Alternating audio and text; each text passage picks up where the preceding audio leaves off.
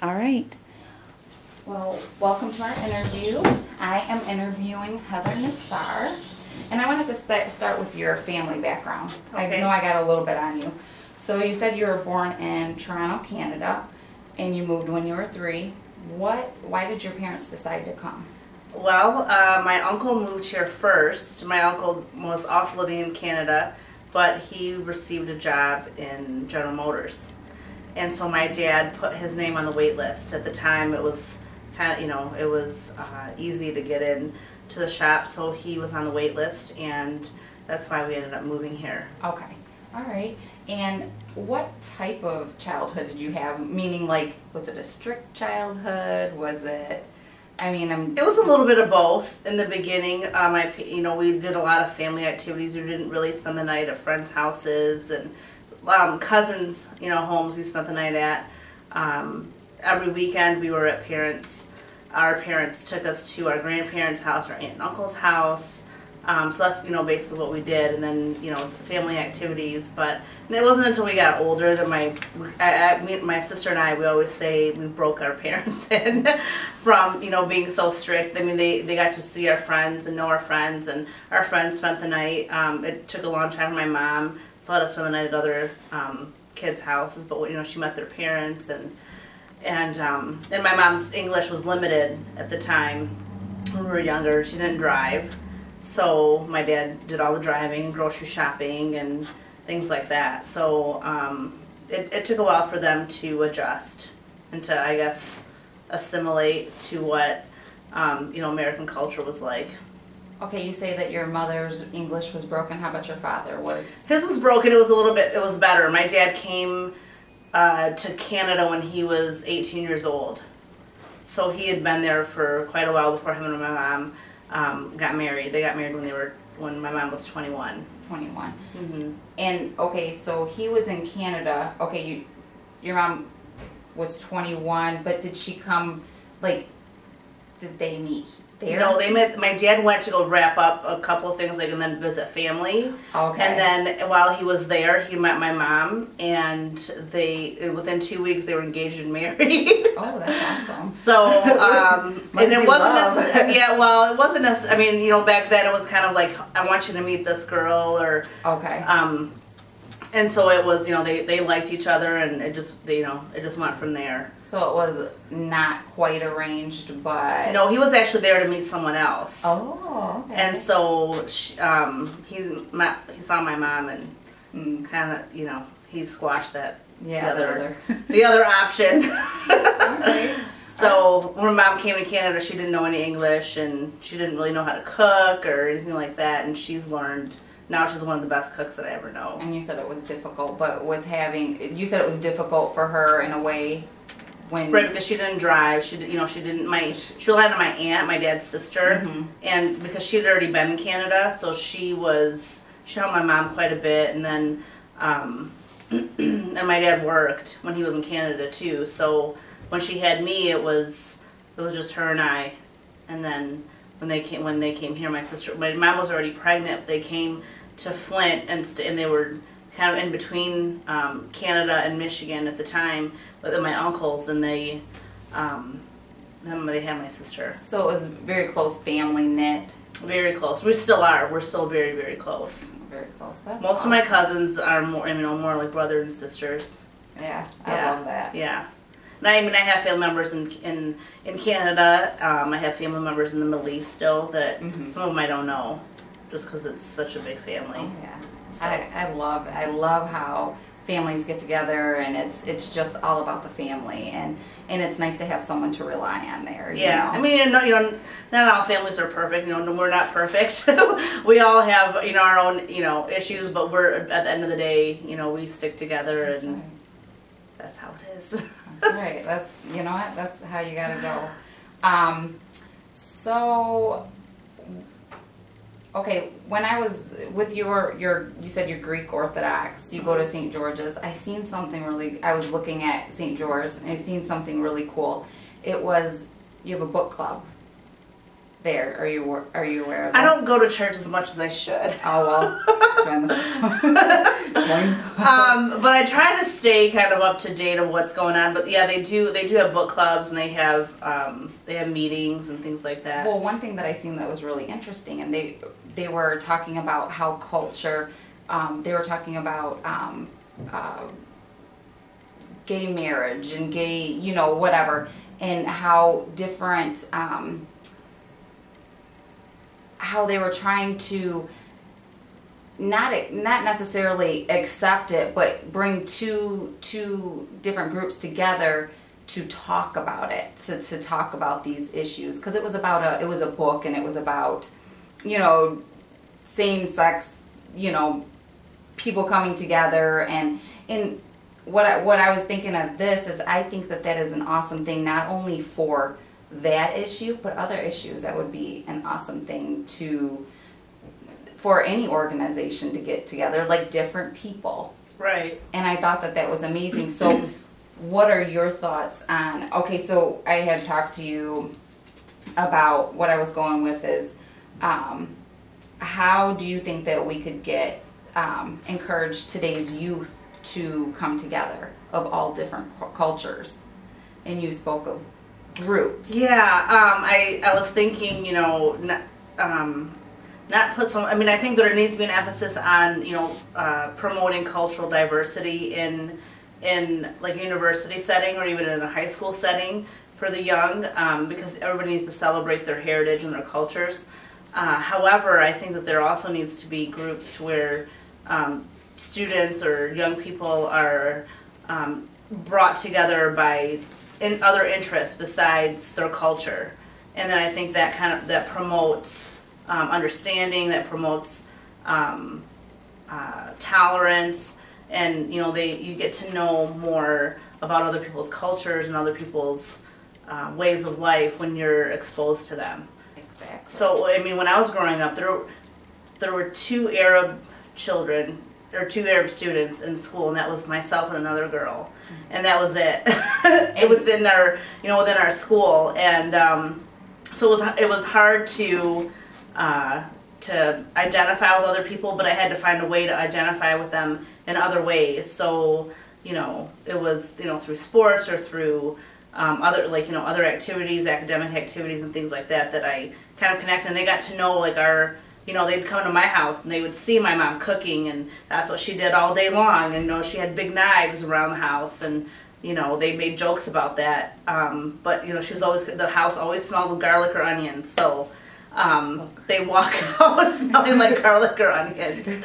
But I mean, it just showed they know what grape leaves are, they know what stuffed squash is, and hummus and tabbouleh. So they were exposed to that at a younger age because they were around me.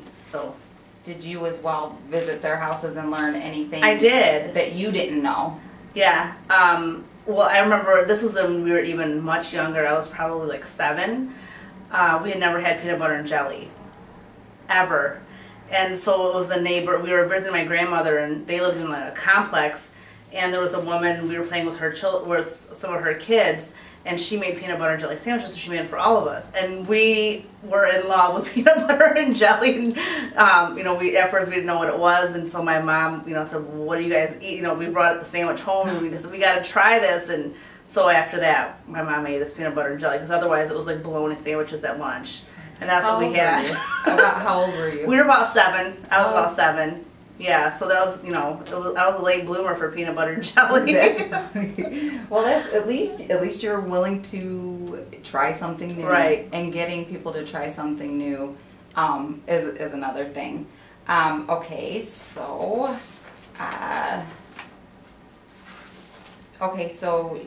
you're not married? I'm not married, no. And any children? Nope, just my students. You have a few hundred, yeah. Exactly, those are children. When you went to school, you decided to teach automatically? No, I wanted to be a nurse, and then I went through a lot of my prerequisite classes, my microbiology, anatomy, physiology, things like that, and I loved it. But then I ended up going to a friend's house and she was going to go babysit, so I went with her. And it was one of my sister's former teachers, and I was at their house, and she saw me interact with her children, and she asked me to come and volunteer. And I at first in her classroom, and I said no. And so she sort of saw something in me that I guess I never knew was there. And so she kept after me, and so finally I said yes, I'll go and volunteer, and that's what I ended up doing. I volunteered in her classroom for 2 years, and then like 1 day a week, and then it went to 2, 3 whenever I had time. I was still going to college, and then I decided to change my major at that time. So I took prerequisites for education, and then I got a part-time at-risk tutor position at that school, and the rest is history. I went to education, went to U of M, and here I am. And it's Doyle Ryder Elementary? Yep, Doyle Ryder's where I teach currently. So she's who inspired you to be a teacher then? Yep, she's an awesome teacher. She taught kindergarten for years, and she's still teaching, so she's awesome. Okay. When we previously spoke, you said, because when I was asking you if you were married, you're like, but I'm not a normal. What did you mean by, or typical? You said typical. I guess I was referring to, like a lot of young Arab American girls, tend to get married. They go to college, or they're in college and they get married, and young, and I guess I missed that boat at the time, so I'm just, single and have my own place and home and career and independent. And yeah. How do your parents react? I lived with my parents until I was 20, almost 30, and I didn't mind it, because it got to the point where we were more like roommates, because I would cook and I would help my mom clean and things like that. It just got to the point where I needed to make an investment. And that's where and they're very supportive, very happy. At first, my mom was a little hesitant, but I was responsible. When I was living there, I saved money so I can have a nice down payment and didn't have to be in complete debt. So smart. Yeah. I understand that. That is very smart. So I want to talk a little bit about the Alumni Society that you're a member of. You said that you were president. Yep, I'm the immediate past chair. Okay. Yeah, or president, either. I mean, chair or president. Okay. So, and did you have to, going into your career, did you have to kind of step away from that a little bit, or did you stay involved, like very involved? Well, I didn't. I've been on the board now for 10 years, or for a little over 10 years.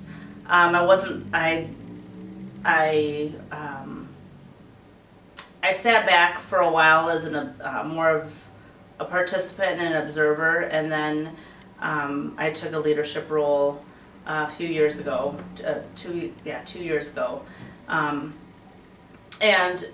I was involved in some other community type things, but I had to let those go. I was in the Flint Junior League. I don't know if you're aware. Yeah. It's a women's organization that raises money for other organizations that are that help women and children. That it's to empower women, or other organizations that empower women. So like the Y and some of the shelters and things like that that are here in Flint. And so they have fundraisers and things like that to raise money for them.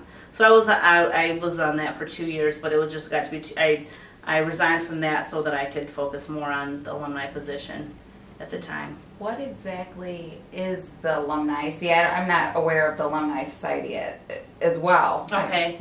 So what are your responsibilities? Well, as an alumni, we try to engage other alumni to be more involved in the community. For example, we have commencements coming up here in December. We have an awesome volunteer commencement group that come in and volunteer. We take pictures of students and their families. We have a kiosk set up that has where they could sign up for because once you graduate, you become an automatic member of the Alumni Association through Ann Arbor, and so you get a free membership, and so you can sign up that way, and then we do that. And we also have like community events. We have an awesome event in the summer for during Back to the Bricks. It's called Go Blue on the Bricks, and it's for alumni and their family. We have food and we barbecue, and it's at the I wanted to call it the Water Street Pavilion. No, I'm dating myself at the pavilion, and so when we have it's not really necessarily a fundraiser, but a lot of it's sponsored through other community members and other alums that we have like car races and things like that, and raffles, and it's just to bring back alumni back to the campus. We also have a mentoring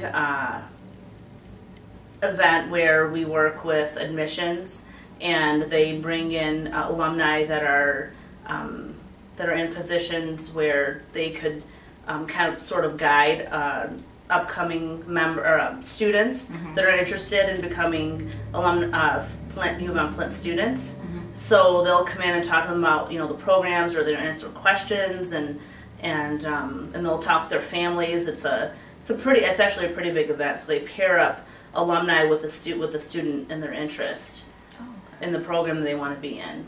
Alright. So every day we're working towards getting more involved in the community, and so we have mini fundraisers and things like that. That sounds like an awesome thing to do to getting the younger, what we were talking about, getting different cultures together, getting younger people together, and just intermixing there a little bit. We have a pretty, the Alumni Society has a pretty diverse group. We have women, we have men, we have newer alum, we have older alum that have been on the board for quite some time. I've been on there for 10 years, but I'm not the oldest. So we have great leadership and guidance from the alumni office here at the university, and the alumni officer that works with us he's awesome, Brent Nicola. So that's awesome. Yeah. I love the idea of everyone coming together. And just doing different things. That's really cool.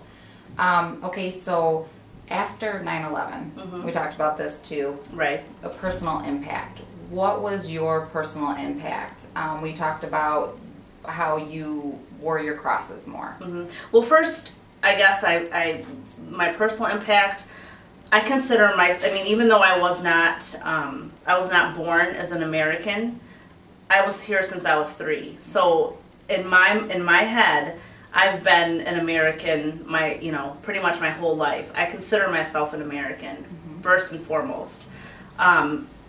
And when all this happened, as an Arab American, I was completely devastated for the people that were there. It was horrifying. It was not something that we would ever think that would happen in our backyard. And I understand the extremism that that was behind that. I don't know. There's so many different theories, and besides all of that, it was something that I didn't really think of consciously, but when everything had happened, you start to kind of go out and mingle with people and things like that, and then they find out that you're an Arab, and then they'll say, they'll just flat out, I've had people ask me, are you Muslim? And not that there's anything wrong with being Muslim, but it was it was weird because I sort of took offense to it, because I realized that people it's ignorant, because they don't know that Arabs are not just Muslim, that they're Christian too. And so after that situation sort of happened more than one time, I found myself wearing a cross much more out in public to kind of negate any other I don't know how you'd put it, any other stereotype of what, you know, what I am. And actually people look at me, don't even know I'm Arab because I look Hispanic. But, you know, it's through conversation, you know, that people ask you. So I didn't, at first it wasn't really, I found myself doing it unintentionally, but then the more that I found myself, you know, that I was wearing it, in a way, you know, that I look back, it's a little prejudice, but it's not, I wasn't, and after the fact, it became more of a teaching tool. You know, that's initially it was because I felt it was like a defense mechanism for me, but it became a teaching tool for me to, you know, it's like, yes, Arabs are Christian and they are Muslim, so. Right. Did you notice it affecting your family worse or less than what it may affect you? Not really. I guess we've been a part of this community for a long time, and I think that makes a difference when people know you in your immediate social circle, American, Arab, or other.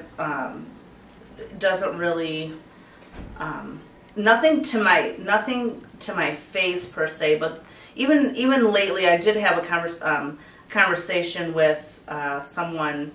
It actually was at a U of M game, and it didn't turn out very pretty. But because they assumed that I was there with my cousins. They assumed that we were, they associated the word Arab with terrorist, and so I realized that negativity and that stereotype and that misunderstanding is still there. And I didn't even tell them that we were Christian. It had nothing, it didn't even have anything to do with that. It was the fact that, just because someone is Muslim does not make them a terrorist. So, yeah. Exactly. How do you think that these stereotypes will ever fade, or do you think it's getting worse? I don't know if it's getting worse. I don't know if it's getting better either. I think, just in my own opinion, the more that the Muslim community and the Arab Christian community becomes involved in the rest of the community, and that's a job of both parties, is to make each other aware. I know that and this is even with a racial situation. There's all the stuff going on in Ferguson, and there's still a lot of racism. But we have come a long way. There's still a lot of work to do. But I think when you see the Black community working with other people, it lets them know that not all Black people are thugs or thieves or anything else that stereotyped along with them. So the more that we're out there together, then I think that people need to be tolerant and need to be understanding and keep an open mind as to who cultures really are, or what cultures really are, and what they have to offer. Exactly.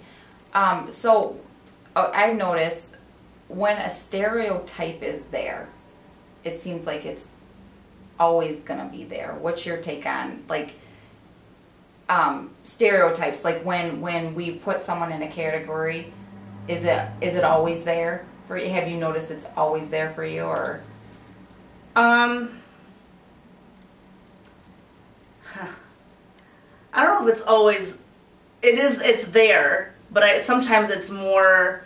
Sometimes comedians will, make a joke out of things, and they'll even joke about their own cultures, things like that, because those stereotypes have been there. But when it comes to something, I guess, something that's a little more serious or something that's a little more professional, I would hope that that can be eliminated. You know, I don't know. I don't know. See, and that's what I'm trying to get at. I really think I would love to.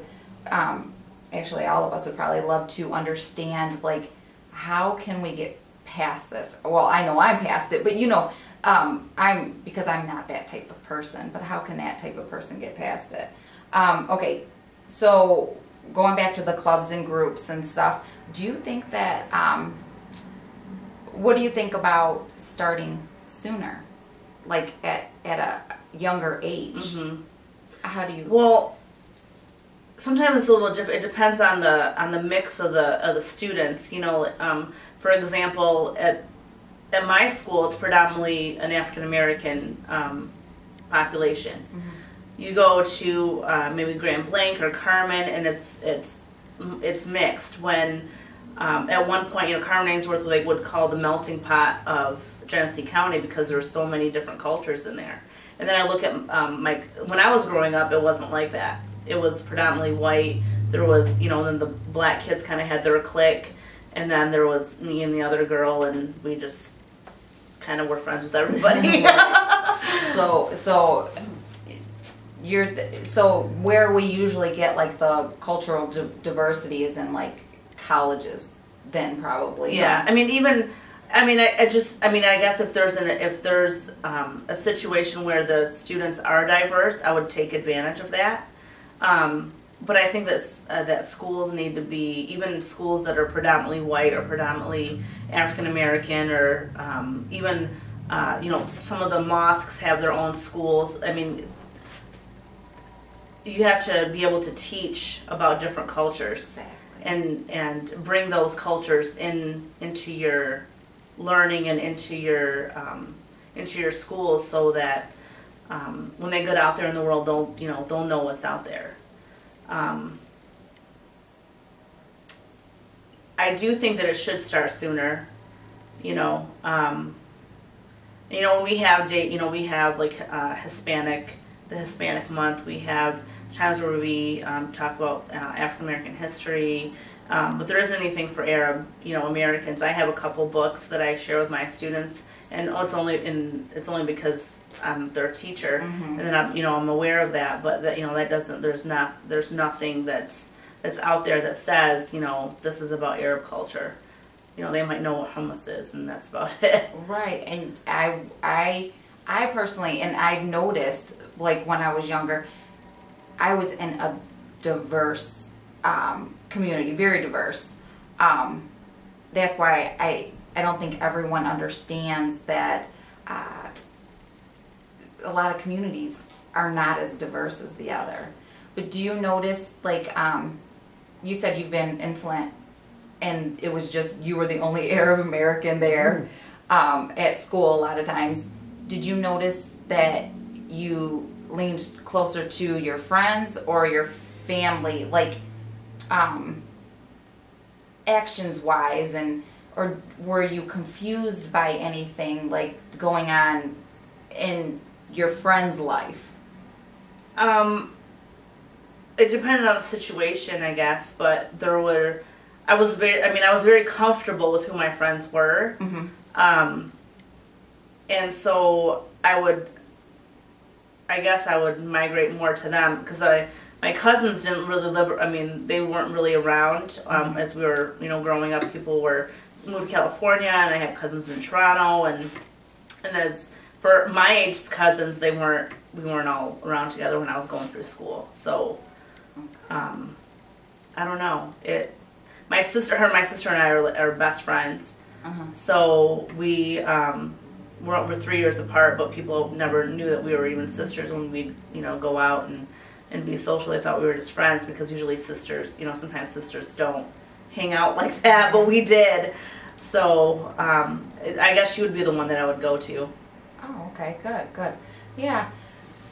Trying to think, do I have anything else for you?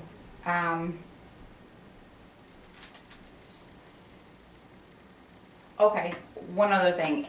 And you might have hit on this a little bit, but do you feel like appearance-wise, you said you're mistaken for Hispanic mostly, which is fine. So you don't have the appearance has never affected you, like clothing wise, and you're American, so right. So you've never noticed like that affected. See, never mind. I answered my own question. I guess I should have. Yeah, I mean, it was never really my appearance was never really an issue so much. It was just more through conversation, because when I would talk to someone on the phone, they couldn't tell because I don't have an accent. No.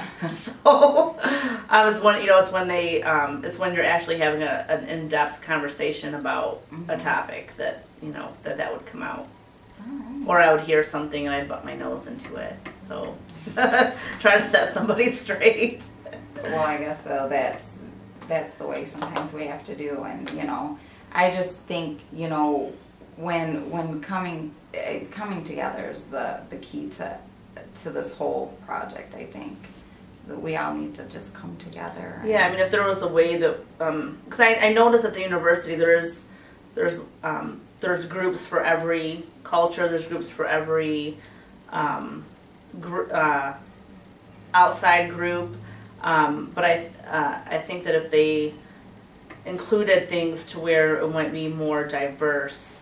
And that's what I was thinking. I was thinking, like, I've never seen anything like where these groups, I've always seen it separate. I've never seen them together. And it's just getting them together and getting all of these so everyone feels comfortable with each other. I'm actually the peer facilitator in the UNV class, and there's always, when you're first coming together, it's that one class that everybody has to take. You're first coming together and it's so diverse, so they're trying to get everyone to know each other. Mm-hmm. And outside of the classroom, I think that's important, because we're so far away from each other. Everyone is so far away from each other. Yeah. At this point, I appreciate you so much. You're welcome. Coming to talk to me and taking time out of your schedule. I think we've covered all of the questions and more. Okay. So, that's it. Thank you. All right. You're welcome. Yay. I know.